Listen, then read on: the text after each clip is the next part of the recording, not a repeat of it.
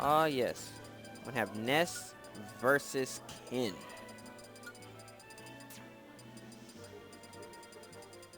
In this matchup, Ness has to throw a lot of projectiles because that is in his kit.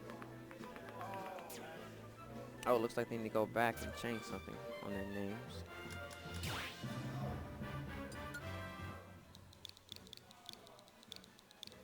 All right, Austin. You check those buttons.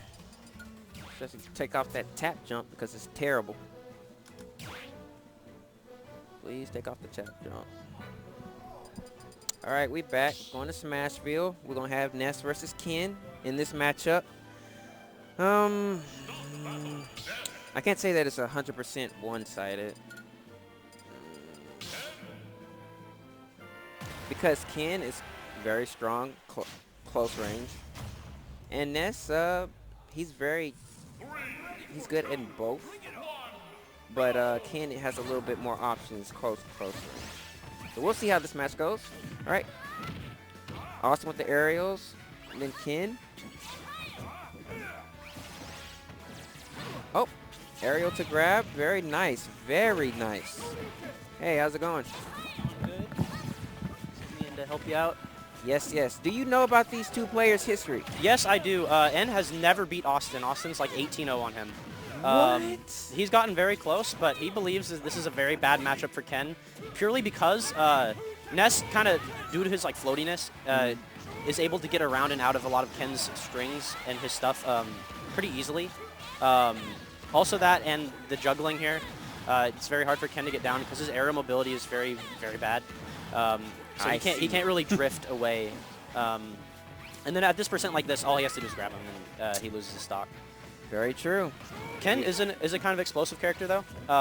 He can really just kind of get a stock off of you real fast, can blow you up like that. You know, I think he was only at like 80. But Ness also a character that can just blow you up, especially with that back throw. So at a little bit of a disadvantage, it will be Ken. A little bit, by a little hair. N says he thinks it's like if you see like normal like match throws, he says he thinks it's -2. -2, okay. So like a significant disadvantage, but from watching them play, I really don't feel like it's that bad. I feel like it'd only be like a slight disadvantage. In reality, I think that the main issue with the matchup is just Ness's floatiness and his ability to kind of get out of a lot of Ken's combos. He can also sometimes just fall out of Shoryuken due to that, and those just make it a lot harder for N to kind of play around Austin. True. But those Shoryuken buffs are just going to work. For sure, yeah. It's a super good kill move. It'll kill most characters at like 100, unless you like are super heavy. Yeah. But Austin seems to be right back in it, answering. Still down but not out. I know these two played last night actually at Redline, and it went to Game 5 and Losers Finals. Wow. So I could see this match going either way. And wow, that back throw didn't even kill. That's crazy. You know, like in Ness in every game, that back throw is like, you know, the one that kills, like, legitimately. Yeah. In this game, I think they tried to nerf all the kill throws, so they still do kill, but probably not as potently as they would in previous games because they wanted to kind of stray away from that and more to like a neutral play, like how most fighting games are, where it's really decided on who has the better neutral. Right, right. Because yeah, grabbing and killing someone is a little cheap. Yeah, it's Ness especially can just kind of fish for it because if you're at ledge, like that back throw will honestly kill at like 100, especially if he has rage. This is a bad situation right now. Ooh, very nice with the down smash, just sniping out Ken's up B. Yeah, for sure. Since Ken clanks with that, Ness really doesn't get anything out of it, but like a few % on Ken. Ooh, oh, barely misses the Shoryuken. That would have killed. I think. That would have killed. Yeah, I know. He's just scratching it like, oh my God, just you hate to see that happen. You hate to see that happen for sure. Wow. They might go, let's see, P2? PS2?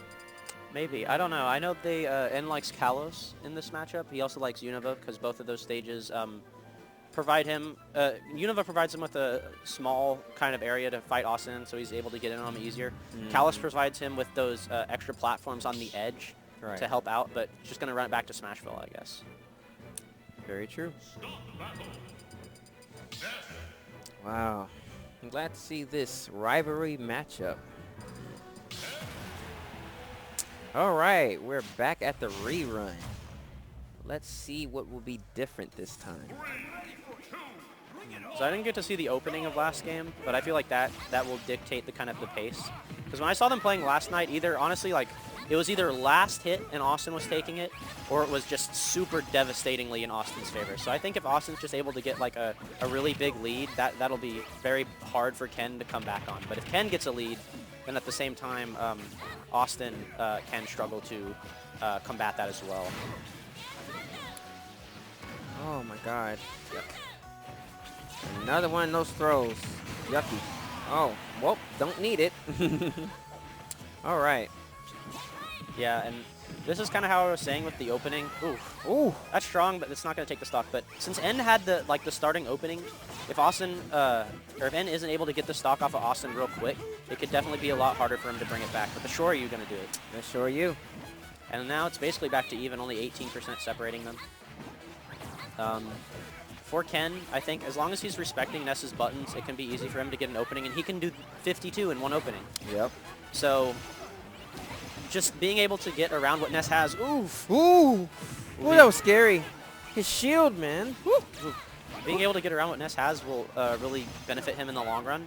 But if he's losing like a bunch of small interactions, then that will honestly kind of lead to him just losing the stock first. And when Awestin has the stock advantage, that should do it. Sure. Oh, wow, no. Oh, not even taking it. Not quite. Barely. Uh-oh. Oh, I thought that would have been a back throw, but I guess Awestin not ready for it. Yeah, Ken is a pretty beefy. And that was just the regular Shoryu. That wasn't the input one. The input one is a bit stronger, so that's why that didn't come close to kill, while the other one did. But and how could you tell? How could you tell? Just by looking at it. So he did it out of shield. So also when he does it, his voice is a bit like, he just goes like Shoryuken instead of Shoryuken. Oh, okay. So you know it's the lighter one. But also, if you're doing it out of shield, you can't do an input. You can't do an input Shoryuken out of shield, because doing that would cause you to roll. Yeah. So if you're doing it out of shield, it has to be the light one. I tried doing that myself. Ooh, side A, very nice. Good stuff. All right, it's gonna be a tough one for Ken. Indeed. Kind of just in the situation he was in last game, where he's just at this deficit where Awestin almost has him in kill percent. If he's near that ledge and Austin's back is facing it, he's gone, honestly. This might do it. Oh, there. Oh, not yet. Not yet. Not quite. Only at 100. Ken is pretty heavy, too. Okay, well, he grabbed him this time. It's going to do it. Oh, my God. Uh-oh. Uh-oh. It's going to be a... Out of the nair. Wow. Yeah.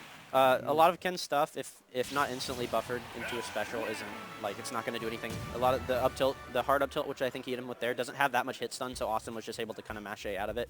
And then since he was at such a high percent, he just steals off the stock. Yep.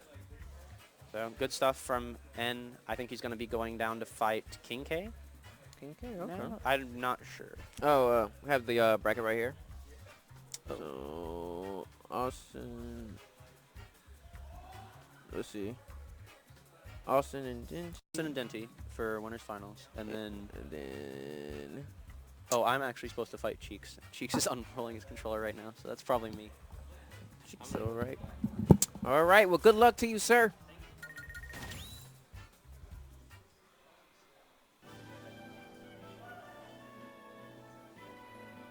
All right. Let's get this party started.